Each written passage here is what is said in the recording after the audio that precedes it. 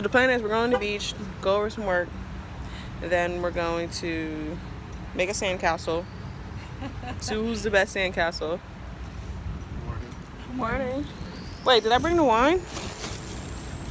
Yeah. You sure? No. No, I didn't. See? You messed me up. Fuck, I forgot the wine. Hello. Hey people, so I just came back to talk to you about the first week of training, flight attendant training, and let's see. I'd start off where I started flight attendant training on right after Christmas, the day after Christmas, so the 26th. We came to Florida. That's where the training facility is, and got there the 26th. I actually missed my flight for training. Now I'm from Atlanta. I live in Atlanta. I'm from Philly, but I live in Atlanta. And the airport, I got there an hour and 40 minutes early and still couldn't get through. And when I tell you, I was like, holy, what am I going to do? And I'm actually kind of practicing, like, sorry if I'm crying, like, this wind is catching me. What am I going to do? And I said, I have to let go and let God. So I was able to get on the next flight out. I mean, I was prepared to drive to Florida from Atlanta. I had any means necessary I was getting here. Anywho, I get on the flight. Everything's great. Talk to the flight attendant, told him I was going to training. Everything's great. Come back in, check in the hotel. We're staying in this hotel, breakfast every morning and whatnot. So, which is another good thing is they give us a card where we get a little stipend for food, which helps out a lot. It really does help out a lot. So that's something that was a plus that I knew about it, but again, it's just awesome. My roommate's awesome. She's super tastic. She's actually right there, if you can see. I don't know if you can see it because I can't see, the sun's blocking me, but we came out to the beach. This is our only day off. Again, this is New Year's. So we've already been in training for 4 or 5 days now. We had one test, and the test was a little difficult, but it was about like airport codes and terminology and things like that. So of course this is only going to get harder from here. I did pass that for 98, and again, it's only going to get harder. Some things that just really has been like a really smooth week. My instructors are really good. We have a big class of 78 people. We have some know-it-alls in the class. We have some all different ranges. So if you're saying, I'm too old to be a flight attendant, I think the oldest person in our class is like 60, 65. The youngest person in our class is, I think you have to be 21 to work here, so probably 21, 22. Median range is probably between 25 to 35. That's kind of like, that's a big range, but you get what I'm saying. It's all walks of life in there. If you're thinking about if English is not your first language, but you speak English well, there's a lot of people that, Spanish is their first language, Creole is their first language,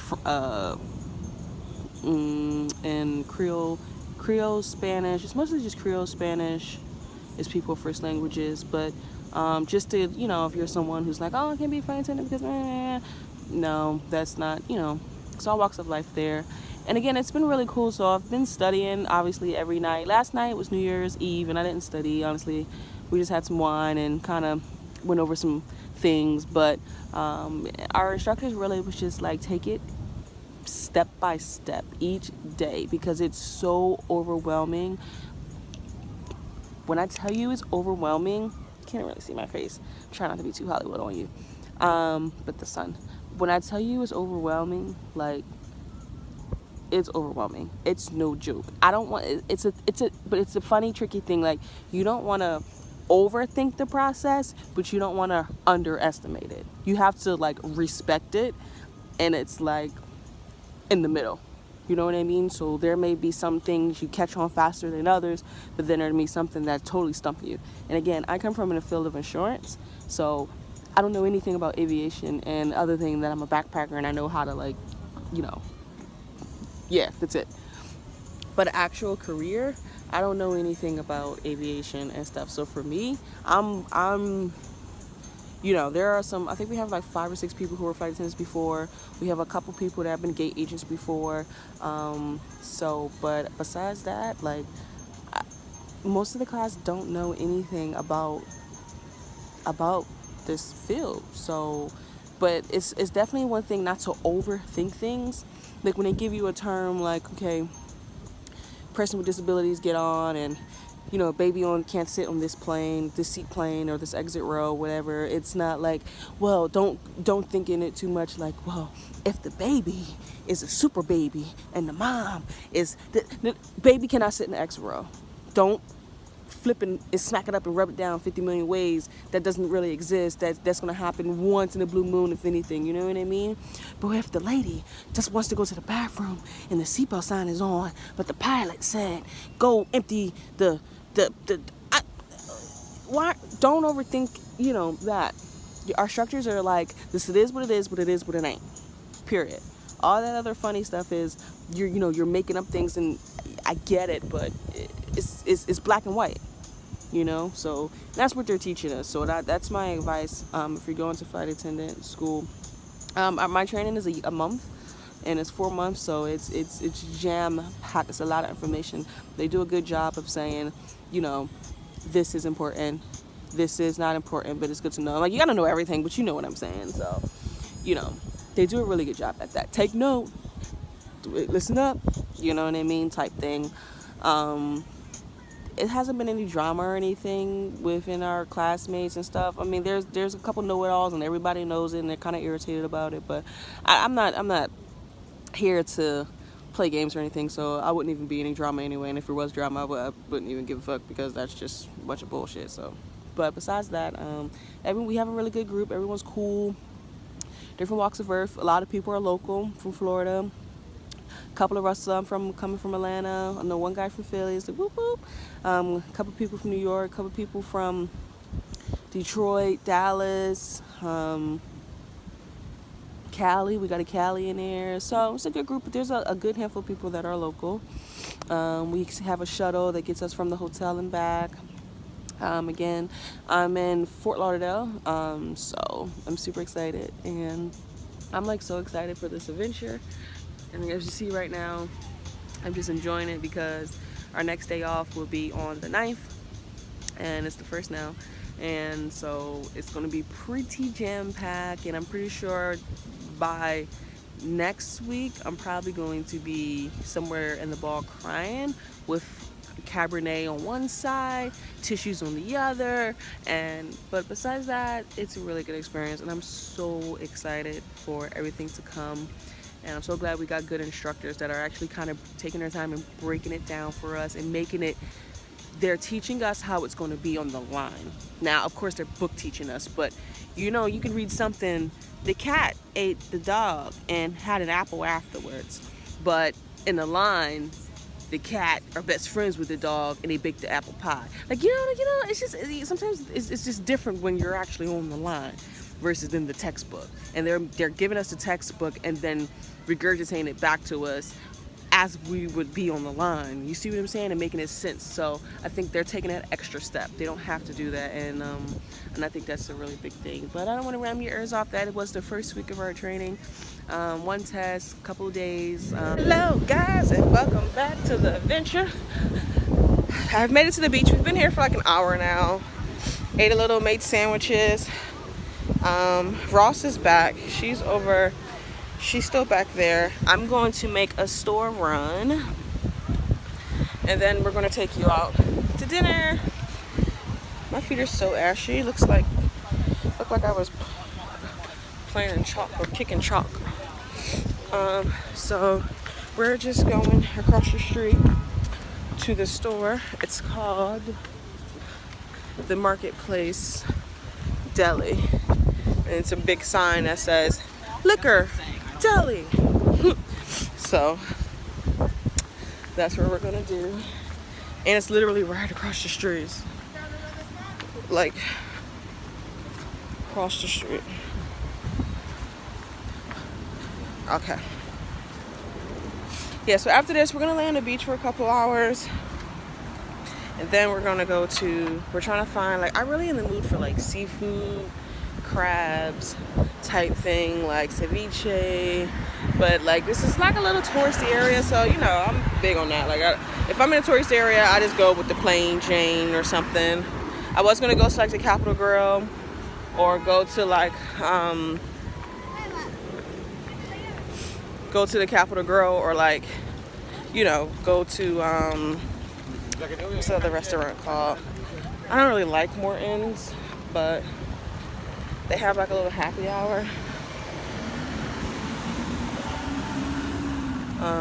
But this is this grill. I mean this market. I don't know if you can see it. So about to go get me a pint of something, yeah. And she's like, get a lime, get a lime. So let me take my glasses off. Can't fucking see. Oh, so let me show you around here. I'm so excited. There's little wines and liquors. So let me see. 50 milliliters is the 50 milliliters. These little bottles of Grey Goose are $5, and then the 350 milliliters are $20.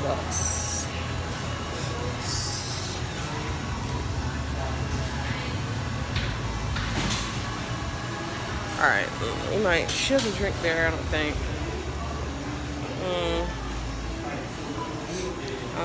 I might get like one bottle, little $5 bottle of vodka, a little shot of vodka, and spike my shit. Okay, so it says 6-pack of domestics are $12. 6 packs of domestic are $12. Craft beers singles are $5. 4-pack for $13.99. I'm just telling you because I feel like you should know.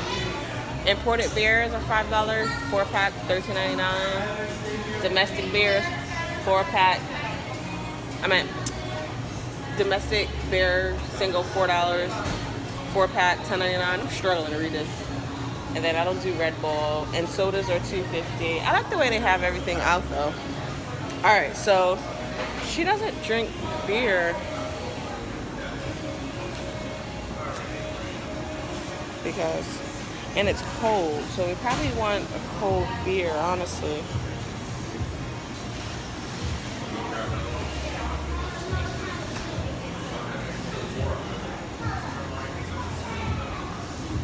All right, hold on, I'll be back.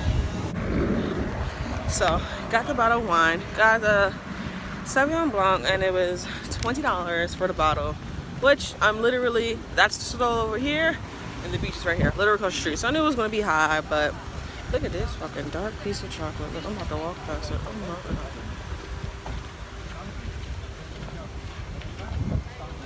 God. Jesus Christ, that man came straight from the motherland. I don't know. Oh God, gotta get that together. And I'm walking back to the beach. It is cold, it's chilled, and whatever. So, you know, I was like, I was gonna bring a bottle of red wine to the beach, but fucking bottle of Cabernet, we'd have been slump, and you know, this is chill. It's like, it's cool, it's airy, and they had the little minis in there, vodkas for like $5. So no, so yeah, whatevs. But I think we did good so far. And now we're walking back to the beach. See, look, I'm already here at the beach. I turned on the phone on the corner of the crosswalk, and I'm already at the beach. So super chill. And she doesn't drink beer. If she drank beer, I would have got a whole 6-pack, and we'd have been of like Heineken or the highest gravity beer that would have been possible, like Golden Monkey or something. I don't even know if they had Golden Monkey, but they probably would have some high craft gravity beer. So I'm back. Look, Ross, the pictures are trying to get you. Ross, look, they're trying to get you. Get down.